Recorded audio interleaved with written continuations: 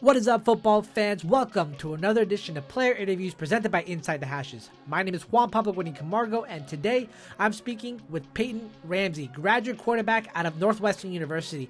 And in speaking with Peyton, we broke down what separates him from other quarterbacks, not just as a player, but as a person, how he and his dad balance their player-coach, father-son relationship on the gridiron and at home, and what led him to decide to go pro. With all that said, let's jump in. Perfect.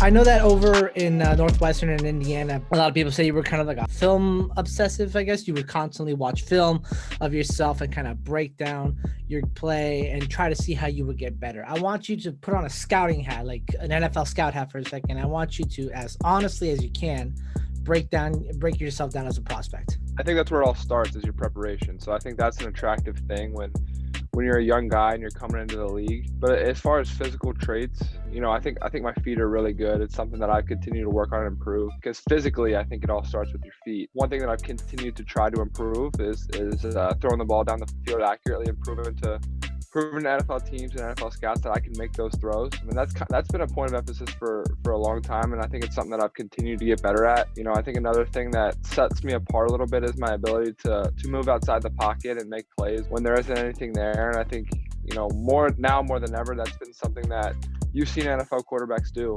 And, just one thing continuing to work on is throwing the ball down the field, but making those plays with my feet and preparing are definitely my strengths and things that I'll use as my strengths for sure. You've improved a lot in terms of using your mobility and your feet to make plays. You came in when you were being recruited as a pro-style quarterback, and then you're coming out of Indiana a dual threat. What was that change in play style like? And if you can't, maybe give a short description and what the difference between the two are. Yeah, I don't know that there was necessarily a change in my play style. I think I just had the opportunity to make plays, and people didn't necessarily know that I was able to use my legs. And I think once I got to college, I think that quickly changed, and people realized, wow, this guy has a little bit of extra juice to him that we didn't necessarily see or know. And I don't think there's a huge separator between being a pro style and a dual threat kind of quarterback. I think if you ask any quarterback that's coming out of college, they're going to tell you that they're a throw it from the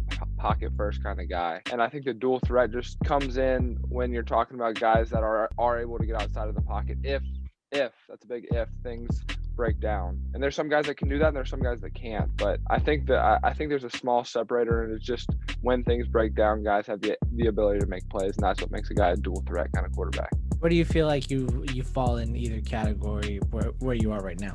Yeah, I would consider myself a pro style quarterback that has the ability to make plays. I think about guys in the league. I think about Russell Wilson, who throws it from the pocket as well as anybody in the league. But you see him making plays and scrambling around and doing all these different kinds of things. So I would consider myself to be a pro style guy, and that's where I'm at right now. Yeah. You mentioned Russell Wilson, and a lot of what makes Wilson so great is not only his ability to be mobile and be accurate, but also his studying of the game and the mental preparation that he takes into every matchup. Mentally, what's your training regimen like? How do you train your mind to process the amount of information that you have to take in as a quarterback every week? Yeah, I think the first thing is getting into and developing a routine that you fall in love with and you trust.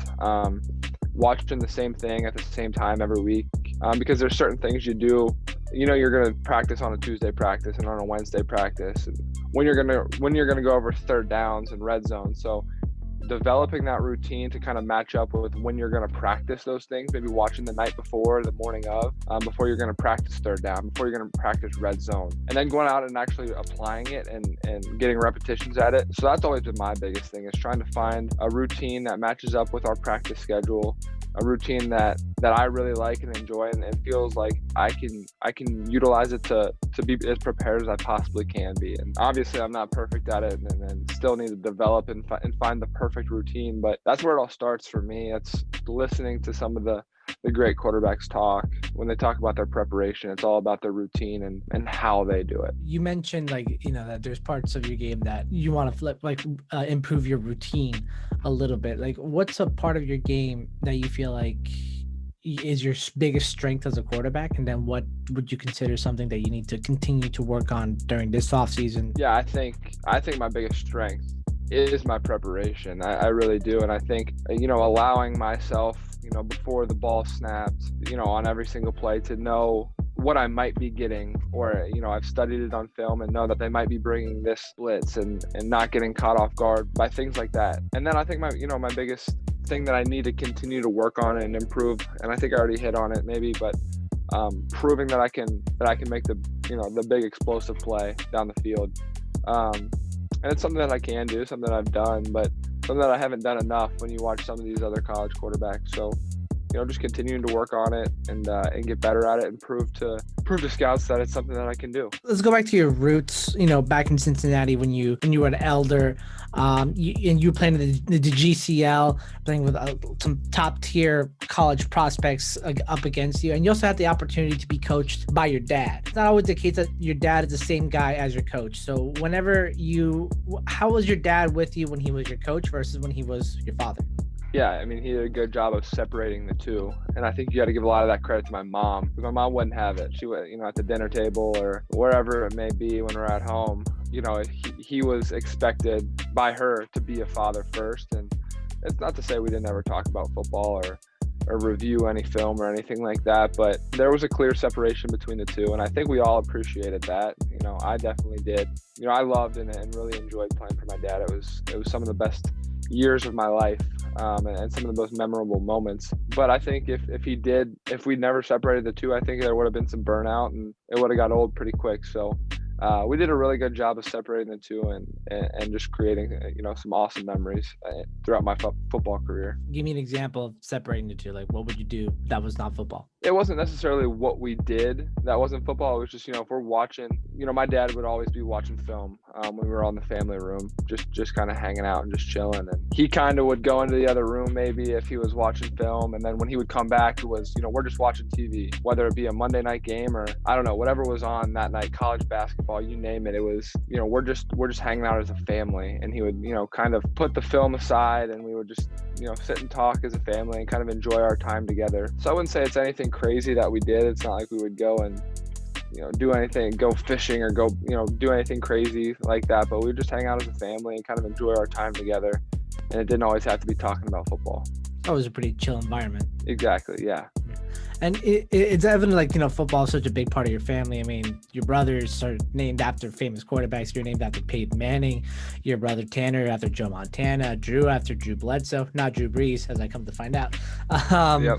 Was football always going to be your future? Was it your choice, or was it something that you felt like was always destined for you? I think a little bit of both. I think that's just how I'm wired. I think just a competitive kind of guy. I think that's something that's present in all of my brothers and my dad especially. And, from a young age when I got involved with football, when I got around my dad's high school team, I lived for those Friday nights in the fall. So I would say, yeah, it was kind of destined, I think, because I loved it so much and I was so competitive and I wanted to win. But I also love the sport. It was something that, over the years I continued to grow and get better and better at. I fell in love with it from a young age. And I think, yeah, I think you might be right. It was meant to be. Was quarterback always the future, or did you want to do other positions before you fell into being a signal caller? Yeah, quarterback was always the position. I don't think I played any other position. When you're young, they'll throw you out there on defense, and the quarterback is typically out there playing safety, and that's where I was. I played defense up until maybe the 8th grade, and then once I got to high school, it was quarterback, and that's always what I wanted to do. I always looked up to the great quarterbacks, and Peyton Manning, obviously my namesake, and Tom Brady, and all those guys, and wanted to be just like them. So defense or any other position really was never for me. Quarterback is your top strength, but I also saw you had some great blocking skills against Nebraska on that end around wide receiver pass. You took on 2 D linemen, dude. Like, that was impressive. Yeah, I'm not afraid to stick my nose in there. But if I had to do that play after play, man, I give all the credit to guys who got to do that on every single play. But yeah, I'll stick my nose in there and do what's best for the team every now and then. But on a play-to-play basis, I don't think that's for me. Big Ten football is one whole level, but let's go back to the GCL for a moment. How can you kind of describe what was it like playing in the GCL, and especially what was it like being able to play in the pit when you play for Elder? I think the high school experience that I had is much different than a lot of kids. We played in some competitive high-level high school football games. And you think about all the kids that have come out and gone and played at a high level in college that come from the GCL, and it's a very prideful conference. People take a lot of pride and stick up for the GCL and how good a football it is, and I'm right there with them because it truly has helped me develop into the player that I am. And I think it's a reason that I was able to play so early on in my college career is because I was prepared to play against some good talent. I'm one that's very prideful about the GCL. It's there's nothing like going into a Friday night game against Moeller, St. X, or LaSalle, especially in the pit. Like I said, I grew up around Elder High School in the pit, and it's such a special place, an awesome atmosphere, something you look forward to as a little kid. And I enjoy going back now and watching games because of how fun and special and different it is of a high school atmosphere. So it was awesome, and I credit the player that I am today to that. What's like your favorite memory from your high school career at the pit? Yeah, there's a lot of them, I would say, but I think the first round of the playoffs, we were playing Fairfield High School, and we were down 11 going into the fourth quarter, and we were the higher seed. We were down 11, and it was a shootout. We come back and we win it in the last second. I think we win 50-42, but we stormed back in the fourth quarter and played really well, and the place was packed. The crowd was loud. It was everything you would expect. But that was one. I was a senior, and that was one that was really special. It's fair to say that the pit and GCL in general really prepped you for what college football was going to be like going in. There's no doubt. It was loud. It was obviously a mini version of what college was like, but it was a packed stadium with playing against good talent, and it forced you to be at your best at all times. And I had a lot of fun doing it, and I'm beyond thankful that I had the opportunity to. And and you say making the most of the opportunities. You come out, you get some pretty good offers from some pretty good programs, Boston College, Buffalo. You even get an offer from hometown Cincinnati, but you went with the Hoosiers instead. You went to Indiana. What about Indiana was such an attractive offer? Like, what was it about the program that made you feel like this is my ideal place to grow, not just as a quarterback, but as a person? Yeah, I think one thing I always loved Big Ten football, and I envisioned myself being a Big Ten quarterback. I only had two of those opportunities in Illinois and in Indiana. But secondly, I think at the time, offensively they were rolling with Kevin Wilson and Kevin Johns as their OC. It was a place that I saw was on the rise. I thought it was a place that I could go and grow at and be a better player, a better quarterback. Thankfully, I was right. But it was a place that was on the come up, and I knew the story of Indiana football and where it had been historically and their struggles over the years. But the relationship that I built with the coaching staff and the players there, throw in Big Ten football, it was a place that I thought I could continue to grow and be better at, and and here we are today, and I'm beyond thankful for that opportunity in those 4 years in Bloomington. You finished your career at Indiana not only just as one of the top passers, but the most accurate, 66.5 completion percentage. And you mentioned not only making friends and connections there, but also leaving a legacy at Indiana. What do you define your Hoosier legacy to be? Yeah, I think I was part of the change, part of the turnaround for Indiana football. And that was always what my class, the guys who came in 2016 always aimed to do, was turn the program around. And obviously there were a lot of guys that came before us that were catalysts for that change. But, you go back to our senior year last year and, going 8-4 for the first time and who knows how long, and playing in the Gator Bowl, and, just that opportunity, to do that and be a part of changing a program that historically not been a very good football program. And you look at, where we, how we did last year, and then you look at them this year, and it goes to show that last year and what we did and what we accomplished wasn't a fluke, because they're coming out this year and I think they finished 7-2 and played a good bowl game and beat teams that they beat for the first time in a long time. So just the legacy of being a part of that change and that turnaround of Indiana football is something that I'll cherish and take with me for a long time. You said leaving a good foundation during your tenure there with Michael Penix Jr. as the signal caller there. Before you left, what was it like to, being kind of mentor Penix into becoming the guy that was going to pick up your mantle once you were transferring out? It was a really, really cool thing because I knew from day one how talented that he is and how good of a player he was going to be. So to be there with him and watch him grow and watch him get better and learn from him and him learn from me was a really cool thing. And I'm telling you, he wasn't the only one in that quarterback room that has a lot of talent. So to be in that room with those guys and learn from them and kind of be the guy at the top, the old guy, that could be there for them to answer any questions was a cool thing. And then, you fast forward to right now and where I was able to watch him and those guys this year and have success was a really cool thing for me because I knew it was going to happen, but just to sit back from afar and watch them was a really special thing. With that being said, with you decided to transfer out of Indiana for your graduate season, and you chose Northwestern. And that Northwestern already had a pretty stacked quarterback room in and of itself. TJ Green, Aiden Smith, Hunter Johnson, Andrew Marty, all four of them started last year. When you walked into that quarterback room at Northwestern, where did you think that you stood amongst those guys when you walked in? Yeah, I have a lot of confidence in myself, and I knew there were talented guys in that room that had the opportunity to make plays and be winning quarterbacks. But the entire time I believed in myself and had confidence in myself. And I think a key to, I've been in a lot of quarterback competitions, and I think a key to being in a battle is to never compete, to never compare.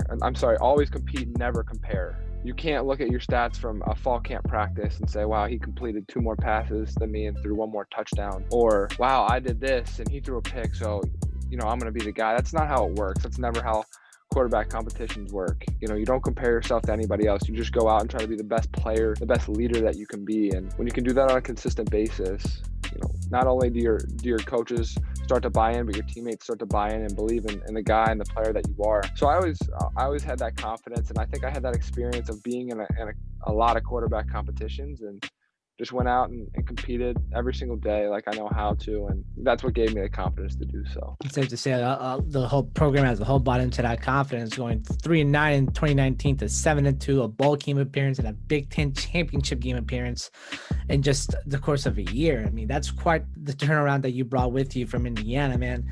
If you could really condense all of that experience, that whole year, into just 3 words, what would it be? I think I could do it in 1 word, and I've said it a lot throughout this interview, but special. It was a special group of people. One, I think to turn around a season from 3-9 to go 7-2. I think about the locker room. I think about the relationships that I built and all the people in there and the guys that accepted me. And I was there for a total of 6 months, and I was there for 2 months before I was named the starter and a captain of the team. And that's special. That's guys believing and buying into a guy that they barely know. That's special in my eyes. And what we were able to do through, amidst the pandemic and getting COVID tested every day for 4 months and still being able to do what we were able to do, that's special. It was just an unbelievable, magical kind of year that you would never dream about happening, but it took a lot of people to do so, a lot of special people to do so. And, that's whether that's on the field or off the field. So many behind the scenes people, and it was definitely special. I know they say never to live in the past, but when you really look back at it, you went to Northwestern camps, you kind of showed off to the coaching staff, but they didn't come with you with an offer. And then 4 years later, they finally pick you up, and even Coach Fitz was like, man, we overlooked this kid. Thank goodness we got him now. Looking back, if you had to choose between Indiana and Northwestern would have offered you, would you have still gone Indiana, or would Northwestern be the front runner? That's a good question. I cherished my time in Indiana. It was awesome. I met so many great people and grew as a player, as a person, got my degree, so many things. The list goes on. And of course, you always wonder, what it could have been if I was at a place for 5 years, if I came to Northwestern out of high school. But, I don't dwell on that. I had an awesome 6 months. and same thing, met a lot of cool people and did a lot of cool things. Had the opportunity to play in a Big Ten championship game, something that I've dreamed about for a long time. But yeah, I mean, I think the way that I did it, I wouldn't change a thing. I had an awesome time at both places, and I don't want to throw away the memories that I had at Indiana because of how special they were, and the same with Northwestern. So I think I did it. I did it perfectly, and I would do it all over again if I could. And in that journey, let's go into a little bit off the gridiron, more into the personal side. When you were starting your college career in school, you were a business major. Then in sophomore year, you switched to an education major. And I know your sister Carly kind of had maybe a little bit of help in kind of inspiring you to follow that path. Your dad, I know, is a teacher. Your uncle, also a teacher. What kind of made you think, I'd rather go the educational route than the business route? Like, what inspired the switch? Yeah, I've been around teachers. I'm surrounded by teachers in my family. And, I think back to, all the teachers that have inspired me and made a difference in my life. And I've seen all the people that my dad has had the good fortune of inspiring and making a difference in their lives. And, I think that was kind of it for me. I think I've always interacted well with young people, and people have responded to me, kind of gravitated towards me. And I just thought that was something that I would really love to do is make a difference. Obviously educate, but make a difference and build relationships with, and give kids a reason why, and give kids the opportunity to grow and be better young people and make a difference in the community. And like I said, I've been around it my whole life, and I don't know that there was one moment, but I think there was just this kind of feeling that, wow, you can make a difference, and I think this is something that you should pursue and go after. You taught high school. And my twin brother is also a teacher. He teaches mostly grade school, middle school. He tells me that teaching high school is a whole other beast. With high schoolers especially, it can be quite a little bit, of a challenge. So whenever you go in and you're going up against, essentially teenagers, what is it that you have to prep yourself for, and how have you been able to win them over? I think the first thing that you have to do is you have to develop a rapport, and you have to allow them to trust you and build a relationship. You can't come in on day one and expect everybody in the classroom to be, eyes locked on you, 100% attentive, and doing everything that you expect them to do, because that's not going to happen. I think you got to give it a little bit of time to let them get to know you, and I think authenticity is a big part of being a teacher. I compare it a lot to playing quarterback, even though that's kind of cliche and a little bit cheesy. But as a quarterback, you're the leader of the team. As a teacher, you're the leader of the classroom. And if you want all these kids to listen to you and do what you expect them to do, you have to get to know them and let them get to know you and be your true self. And that's what I did. And that's kind of the way that I developed that rapport and earned my respect. I didn't come in day one expecting everything to be all sunshine and rainbows. I let it kind of happen naturally over the course of a couple weeks and develop those relationships, and I think that made all the difference. What's harder to do? Plan out an offensive script to start a game, like the first 20 plays, or try to create a lesson plan for a high school social studies class? Definitely create a lesson plan for a high school social studies class. I think when you think about kids and how they learn, everybody's different, and you have to try and create a plan for however long that thinks about and utilizes everybody's mindset and how they think differently and how they learn this differently and how they're going to grasp this certain idea or concept. I think as a football team, when you're thinking about the first 20 plays or the opening script, for the most part, I think we're all on the same page. And yeah, there's certain things that guys are better at and certain throws that I'm better at. But I think over the course of the year, you kind of you really learn and understand. All right, this is what we're good at. We're going to run this play. But you're teaching a classroom of students a different topic every single week. So how are they going to grasp this topic? What is the best way to get this point across is a difficult thing to do, and it's something that definitely comes with time, and you get better at it as time goes on. But it was definitely a challenge for me there in the first couple of weeks. And you mentioned earlier about earning your respect with people, with being your true self and showing your authenticity. And a lot of the articles I've read that describe you always have the same three things over and over: that you are down to earth, you are humble, you're hardworking, and you're just personable, like you're good with people. It kind of comes off the path of what the typical stereotype of a quarterback is, which is usually overconfident, boisterous, essentially what Baker Mayfield is right now. So what do you attribute your demeanor to? Like, what has helped you mold yourself into the guy that everyone's described you to be? I mean, my parents, there's no doubt about it. The way I was brought up, the way I was raised, they never made anything about football or, wow, our son is a good athlete. It was always about how you treat people. You always got to talk when you're going over to your friend's house, use your manners, say please and thank you. They don't care who you are. They don't care what you do. And I've always carried that with me, that it's not about you as a football player. It's about you as a person and how you can inspire and change people. And even when it is about football, you're not the only one that's on the field. You know, there's 11 of you guys on offense, and you guys are all responsible for scoring and winning and doing this and doing that. And you're a team, and you give credit to the team and the people around you. And, you know, that's how I was brought up, and that's how I was raised. And my parents are two of the best people that I've ever met. And when you see the way that they treat people and they talk to people and interact with people, you know, you wouldn't be surprised that I'm described the way I am, because they're some of the best people that I know. And, you know, I look up to them and what they do. So I'm very prideful in the fact that that's the way that people describe me. Is down to earth and personable, because that's how I want to be known, and that's how I want people to think about me. Let's say I'm a random person on the street that you just met. You're just striking a conversation. I ask you what you do. What do you say first? I'm a quarterback from Northwestern, or I'm a teacher over at Bloomington High School. Yeah, I'm a teacher. I would always tell them, if I met a random person, and you know, that's another thing. I rarely wear Northwestern or Indiana football clothes out. I rarely wear that kind of thing, especially around campus. That was never something that I did. But yeah, I would see random people out all the time, and they would ask me what I did, and I would just tell them I'm a student at Indiana. And most of the time people knew that I was more than just a student at Indiana, and they would, you know, provoke me to tell them that I played on the football team, that I played quarterback. And, you know, I'm not afraid to, you know, I do embrace that, and I welcome those conversations, but it's, I'm a lot more than that. I'm a lot more than just a football player. And I think that's a cool thing. And I think people need to know that I'm more than just a quarterback, and that I like to talk about and do other things than just football. And, you know, with that being said, like you said that if your future plan was to be like a teacher and a coach, sort of like what your dad's doing. But recently as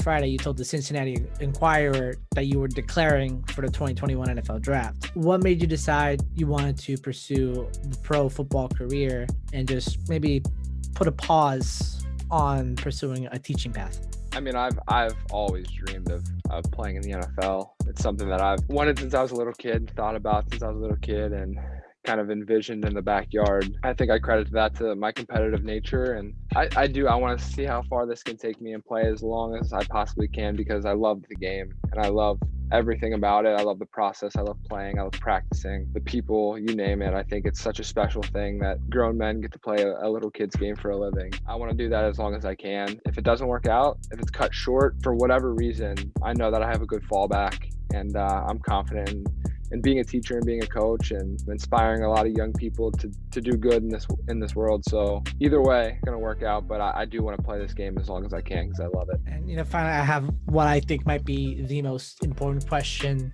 that I can ask you in this whole interview. Well, it's a two-parter. Number one, do you know someone named Alyssa Lyons? I do know Alyssa Lyons. Yeah, we went to Syracuse together. She was one of my classmates. Okay. Number two, who's your favorite Lions sibling, Alyssa or Zach? Oh man, that's a tough question. They're both awesome people. I played with Zach. He's an awesome guy, but I think I definitely got to go with Alyssa. She's awesome. She's interviewed me a couple times. When she was at Syracuse, she did a little project and she interviewed me. But Alyssa's awesome, and yeah, I think I got to go with Alyssa on that one. You know, she told me that if you said anything other than Alyssa, that I should end this interview right now, and that's why I saved it for last. Yeah, that's awesome. Well, man, is there anything else that you want to say before we wrap up here today? I think I'm good. Well, you know, Peyton, part of the reason that I wanted to interview you was because I've heard all these stories about you, especially from Alyssa. She talked so highly of you when I was with her in Syracuse, and I wanted to meet the man in person. And you're everything and then some. And I know you're a guy that doesn't typically like to be like put on the pedestal. I mean, they call you Captain America at Bloomington. You don't like that either, from what I read. No. So I just want to say, like, it was a really pleasure to meet you. You're a great guy. You are absolutely one of the more humble people I've met with what you've described. And I just want to wish you nothing but the best going forward, not just in your pro career when you've declared and go forward, but as a teacher, as a man, as a friend, as anything that you set your mind out to be. I believe you have the great personality to accomplish what you want in anything that you pursue. Well, I appreciate that. I've had a lot of fun, and you're doing a great job. So thank you, man. I really appreciate that. Again, a huge thanks to Peyton for taking the time to sit down and speak with me today. The kind of guy that you can really rally around, whether it's in the locker room or in the classroom. And remember, for more player interviews like these, you guys, you can check us out on our YouTube channel. Just type in Inside the Hashes on the search bar. You can find all of our Madden gameplay videos. You can check out our Throwback Thursday videos and player interviews like these. We just did one with Sam Williams, linebacker out of Ole Miss. Go check that out when you can. You can also follow us on our social media. On Twitter, we are at Inside Hashes. On Instagram, we are at Inside the Hashes. And on Facebook, we are Inside the Hashes, the football group. For our audio work, you can check us out on Spotify, on Apple Podcasts, on Anchor, anywhere that you listen to podcasts. Inside the Hashes is there. And guys, go ahead and go join our Discord. Whether you are a fan of high school football, college football, the NFL, or any the AAF, whether it's the indoor football league, even the European football league, we want to talk football with you just as much as you want to talk about it with us. So go ahead and go join our Discord. For player interviews and for Inside the Hashes, my name is Juan Guarin-Camargo. We'll see you next time.